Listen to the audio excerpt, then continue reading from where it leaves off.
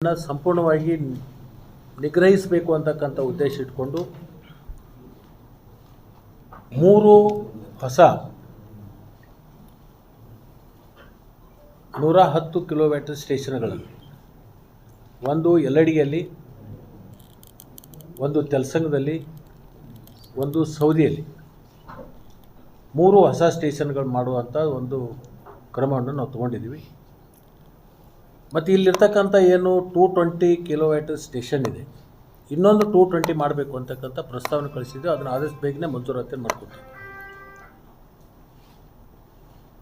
ನಮಗೆ ಡಿಸ್ಟ್ರಿಬ್ಯೂಷನ್ ಸರಿಯಾದ ಮೇಲೆ ವಿದ್ಯುತ್ ಬೇಕಾಗುತ್ತೆ. ನಾವು ಅಥಣಿ ತಾಲೂಕದಲ್ಲಿ ಒಂದು ಮೆಗಾ ಪ್ರಾಜೆಕ್ಟನ್ನು ತಗೊಂಡು 4 ಕಡೆ ಸೋಲಾರ್ ವಿದ್ಯುತ್ ಘಟಕಗಳನ್ನು ಹಾಕ್ತೀವಿ.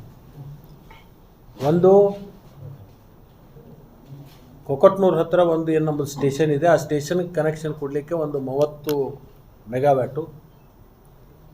ಹೊಸದಾಗಿ ಸ್ಟೇಷನ್ ಏನು ನಾವು ಯಲ್ಲಡಿಗೆಯಲ್ಲಿ ಮಾಡ್ತಾಯಿದ್ದೀವಿ, ಅದರದಲ್ಲಿ ಪಕ್ಕದಲ್ಲೇ ಸುಮಾರು ಒಂದು 100 ಎಕರೆ ಜಾಗವನ್ನು ತಗೊಂಡು ಅಲ್ಲಿ 35 ಮೆಗಾವ್ಯಾಟು.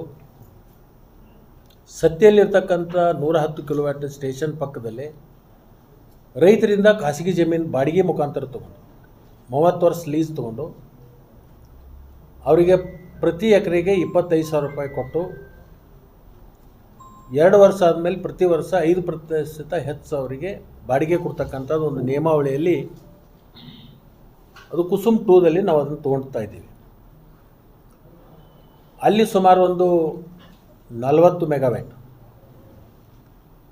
ಅಂದರೆ 130 ಮೆಗಾವ್ಯಾಟದು ಒಂದು ಸೋಲಾರ್ ವಿದ್ಯುತ್ ಘಟಕಗಳನ್ನು ಇಲ್ಲೇ ಅಥಣಿಯಲ್ಲೇ ಹಾಕ್ಕೊಂಡು ಬೆಳಗಿನಿಂದ ಸಾಯಂಕಾಲದವರೆಗೆ ಏನು ಅದರದ್ದು ವಿದ್ಯುತ್ ಉತ್ಪಾದನೆ ಆಗುತ್ತೆ ಆಯಾ ಸ್ಟೇಷನ್ಗಳಿಗೆ ಕೊಟ್ಟು ಗ್ರಾಮೀಣ ಪ್ರದೇಶದಲ್ಲಿರ್ತಕ್ಕಂಥ ರೈತರಿಗೆ ದಿನದ 7 ಗಂಟೆಗಳ ಕಾಲ ಸಂಪೂರ್ಣವಾಗಿ ಹಗಲಿ ವಿದ್ಯುತ್ತನ್ನು, ತಡೆರಹಿತ ವಿದ್ಯುತ್ತನ್ನು ಕೊಡಬೇಕು ಅಂತಕ್ಕಂಥ ವಿಚಾರ ಇಟ್ಕೊಂಡು ಈ ಒಂದು ಯೋಜನೆಯನ್ನು ನಾವು ತಂದಿದ್ದೀವಿ.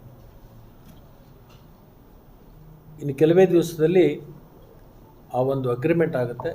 ಅದಾದಮೇಲೆ ವಿದ್ಯುತ್ ಸಂಪರ್ಕ ಉತ್ತಮವಾಗಿ ಮುಂದಿನ ಒಂದು 30 ವರ್ಷದ ಭವಿಷ್ಯದಲ್ಲಿ ನಮ್ಮ ರೈತಾಪಿ ವರ್ಗಕ್ಕೆ ಇದು ಅನುಕೂಲ ಆಗ್ತಕ್ಕಂಥದ್ದು.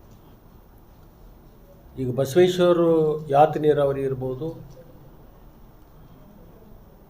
ನಮ್ಮ ಕೆರೆ ತುಂಬತಕ್ಕಂಥ ಯೋಜನೆ ನಾಳೆ ಜನವರಿ ಮುಂದಿನ ವರ್ಷ 26ನೇ ತಾರೀಕು ಅದನ್ನು ಉದ್ಘಾಟನೆ ಮಾಡ್ತೀವಿ ಅಂತ ಏನು ಮಾತು ಕೊಟ್ಟಿದ್ದೀವಿ. ಆ ನಿಟ್ಟಿನಲ್ಲಿ ಅದನ್ನು ಪ್ರಗತಿಯನ್ನು ನಾವು ವಿದ್ಯೋಪಾಯದಲ್ಲಿ ನಡೆಸಿದ್ದೀವಿ.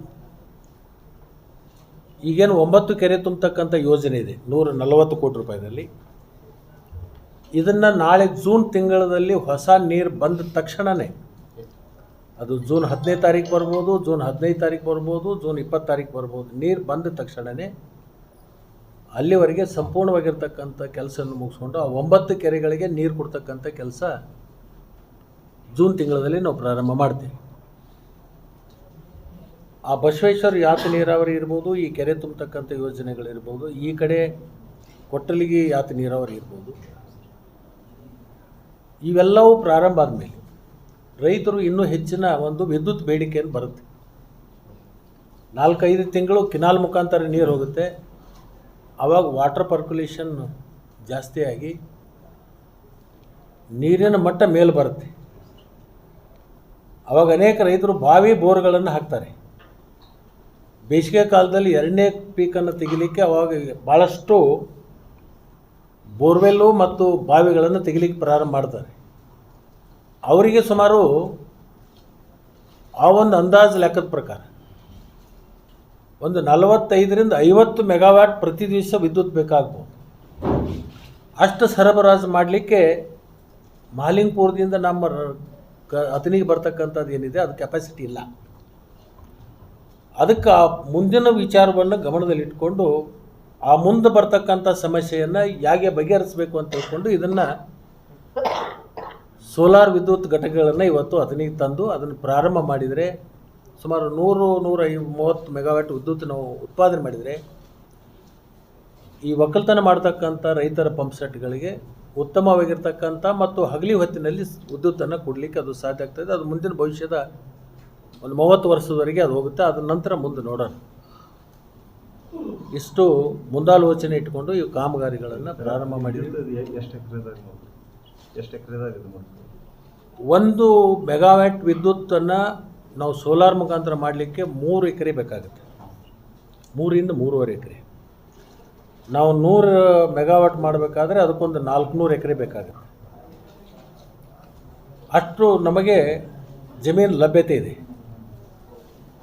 ಕಾರಣ ಏನಂದರೆ ನಮ್ಮಲ್ಲಿ ಸರ್ಕಾರಿ ಜಾಗ ಇದೆ. ಎಲ್ಲಡಿಗೆ ಇರ್ಬೋದು, ಕೊಕಟ್ನೂರು ಇರ್ಬೋದು, ಮತ್ತು ಬೇರೆ ಬೇರೆ ಕಡೆ ನಾವು ಸರ್ಕಾರದ ಜಾಗಗಳನ್ನು, ಜಮೀನುಗಳನ್ನು ಅದಕ್ಕೆ ತಗೊಳ್ಳೋದ್ರಿಂದ ಸರ್ಕಾರಕ್ಕೆ ಹೊರೆಯೂ ಕಡಿಮೆ ಆಗುತ್ತೆ. ಮತ್ತು ಸತ್ತಿ ಅಂತಕ್ಕಂಥದ್ದು ಮಾತ್ರ ಒಂದು ಕಡೆ ನಾವು ಬಾಡಿಗೆ ಮುಖಾಂತರ ತಗೋತೀವಿ.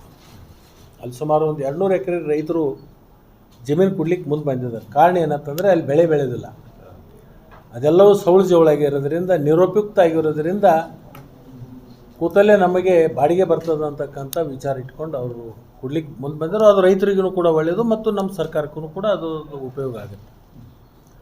ಅಲ್ಲೇ ರೈತರು ತುಂಬಿಕೊಂಡು ಅಲ್ಲೇ ಅದನ್ನು ವಿದ್ಯುತ್ ಉತ್ಪಾದನೆ ಮಾಡಿಕೊಂಡು ಅಲ್ಲೇ ರೈತರಿಗೆ ಕೊಡಬೇಕು ಅಂತಕ್ಕಂಥ ಒಂದು ಹೊಸ ಆಲೋಚನೆಯನ್ನು ಪ್ರಾರಂಭ ಮಾಡಿದ್ದೀವಿ.